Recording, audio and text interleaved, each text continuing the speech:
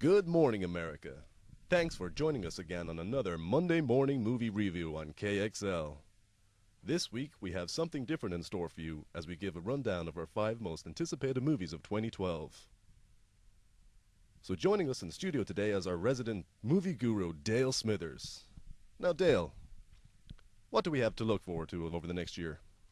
Thanks, Jim. Now, 2012 looks to be a very promising year movie-wise. As usual, we have a lot of sequels, prequels, threequels, and reboots on the cards. But we also have a couple of original stories that could prove interesting.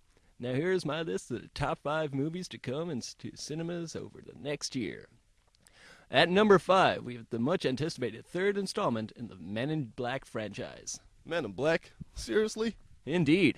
The first 2 Men in Black movies have been resounding successes, grossing in the area of $1 billion worldwide. So despite the 10-year absence since number 2, we are bound to get another film in the series. This time we see Will Smith don the black suit once more as Agent J and travel back in time to the 1960s, where an alien is threatening the human race. I assume we have Mr. Tommy Lee Jones in tow as well? Of course, but not to the same extent as the last 2 films. The character of Kay does not travel back with Smith, so a younger version is played by Josh Brolin. Along for the ride is Superbad's Bill Hader and Andy Warhol, Emma Thompson as Agent O, and the ever-present Rip Torn as Zed. So what can we expect from Barry Sonnenfeld's latest? Well, I imagine it will have the same mix of action and comedy from the first 2 films. It would also look visually stunning, with some of the set pieces from the 1960s timeline being truly fantastic. I also wouldn't be surprised if this is a lot darker than the first 2 films, as film has changed over the past 10 years, with a lot of dark humor drifting in. That's excellent. So what's next? Well, at number 4 we have Sir Ridley Scott returning to space after 32 years with Prometheus, which stars Michael Fassbender of X-Men First Class fame, Charlize Theron, Guy Pearce, and Noomi Rapace, aka the girl with the dragon tattoos, Lisbeth Salander. Now hold on 1 minute there. I thought Rooney Mara was the girl with the dragon tattoo. Well, we are both correct. Rapace plays the role in the original Swedish film, which was released back in 2009. Having landed a role in the recently released Sherlock Holmes sequel, expect to see a lot more of her in the coming years. Oh, okay then. Well, Prometheus has as following a group of humans who, after discovering the potential secret of life on Earth, must travel to the farthest regions of the universe to save the human race. Now, this film was originally penned as a prequel to 1979's Alien, but Scott decided to make it an original story, while keeping it based in the same universe. So it's a prequel, but not really. So what makes this so special then? Well, Ridley Scott is not known for cutting corners on anything. He has personally been nominated for the Best Director Oscar 3 times, while his films have countless more wins and nominations. And Alien is such a seminal movie in the sci-fi genre that it's good to see the man that started it all back in the game.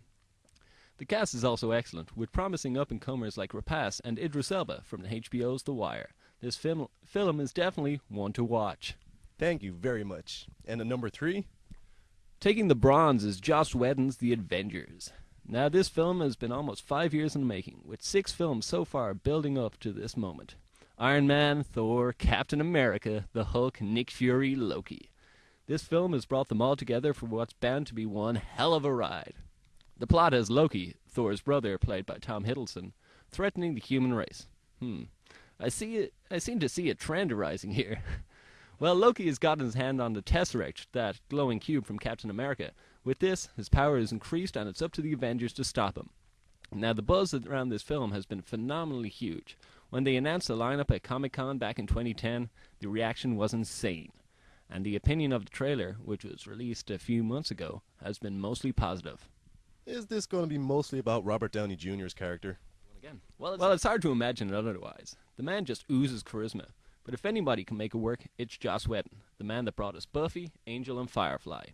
And with the quality of the previous films in the series, it's almost impossible for this film to disappoint. Also, expect a cameo from Stan Lee, the creator of Marvel Comics, on which the story is based. That man really enjoys being on camera. Well, he has a small part in almost all Marvel movies. Okay, so number 2? Well, at number 2, we have Peter Jackson returning to both his homeland and the works of J.R.R. Tolkien, with An Unexpected Journey, the first of 2 movies based on the much-loved children's book, The Hobbit. Jackson, of course, the man that brought us Lord of the Rings trilogy. What do you mean by his homeland? Well, as you may know, Peter Jackson filmed all 3 parts of Lord of the Rings in New Zealand. That production brought a lot of money to the local government, and it also set New Zealand up as a major player in the global film market. But back to the film itself. What is happening in Middle-earth this time? Well, this is set almost 80 years before The Lord of the Rings. Bilbo Baggins, a hobbit and uncle to Frodo, is sent on a quest with 13 dwarves to remove the dragon Smaug from a mountain in the west. As a rule, hobbits don't go on adventures, yet Bilbo grudgingly agrees, and the film tells the story of his personal journey, which includes wars, ogre attacks, bandits of goblins, and a certain slimy creature called Gollum. Due to the massive scale of the production, the story is broken up into 2 parts. An Unexpected Journey, which is released this Christmas, and There and Back Again, which will come to our screens next year. Will there be any big names involved in this?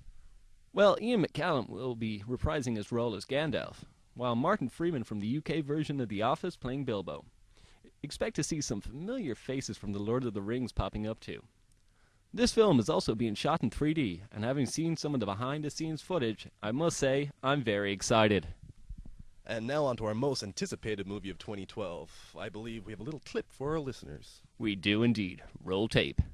Oh, say, can you see by the dawn's early light? You are as precious to me as you were to your own mother and father. I swore to them that I would protect you, and I haven't. The twilight's fast gleaming. You think this can last? There's a storm coming, Mr. Wayne.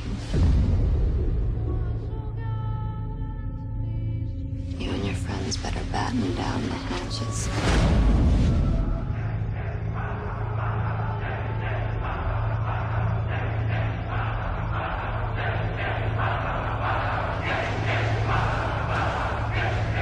What does that mean?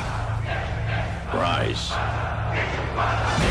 Yes, as you may have guessed, it's the epic conclusion to Christopher Nolan's Batman trilogy, The Dark Knight Rises, which is released worldwide on July 20. I can tell by your face you're very excited about this. I am indeed. I already have my ticket booked. This film takes place 8 years after the events of The Dark Knight, with Gotham City enjoying a prolonged peace. After the events of the last movie, Batman has become a villain to the citizens, so Bruce Wayne has decided to hang up the mask and enjoy life as himself. However, while enjoying peace, Gotham has let itself become vulnerable to attack, and the villain Bane, played by Tom Hardy, decides to exploit this. So what can we expect? Well, Chris Nolan is not known for doing anything half-assed. Rumors have it that he tried to blow up an entire actual football stadium for a single scene. There is also a lot of speculation as to the plot, with Nolan being as tight-lipped as usual. However, in the comics, Bane was the only villain to defeat Batman, breaking the Dark Knight's spine and during a brawl. This film also sees Anne Hathaway playing Catwoman, a character that has been eagerly awaited on screen.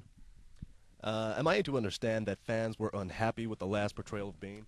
Of course, the movie Batman and Robin completely bastardized the character, turning him into a bumbling brute, when originally he is to be one of the smartest and most brilliant men in the Batman universe. Nolan, however, is true to his source material, making this franchise as gritty as some of the comics. With so much anticipation, though, there was a lot of pressure for him to deliver. But if there was one director I would have faith in, it would be him. Don't expect to be disappointed. Well, there you have it, folks. Dale Smithers' top 5 most anticipated movies of the coming year. Dale, as always, it's great to have you. The honor is all mine, Jim. Well, that's all we have time for this week, folks. Tune in next week for another Monday morning movie review on KXL.